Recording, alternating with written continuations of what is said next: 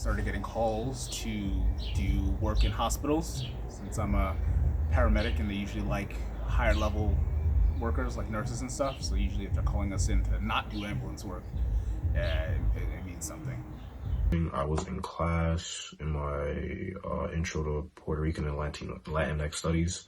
We got the email halfway through the class that they was canceling classes and reverting to online classes. They didn't actually tell us that school was closing, so we had spring break the next week. We had a choice if we wanted to stay on campus or move back home.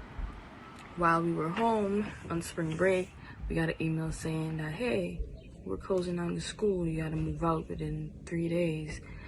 If not, then we'll store your stuff and charge you for it until you come and get it. So all that was just too much, a shock. I wasn't ready for all this change, and I started getting anxious because it's oh my gosh, there was so much I wanted to do, so much I had to do, and there's so much I was looking forward to for the semester, and all of a sudden it's just wow, okay. But then I guess it was for the better, so I just had to roll with it. And now I'm just back home living with my family, and I mean it gets up and downs.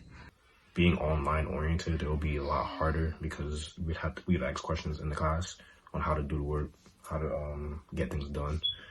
So online classes means less hands-on work and more interacting online and emailing professors, and they don't always email back fast.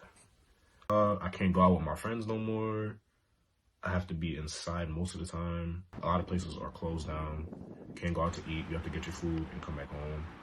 It's not the worst we've ever been in. I've worked on when we had a big Ebola scare, which is a much more kind of serious disease, more deadly, but of course this one is far more contagious, which is what we need to worry about.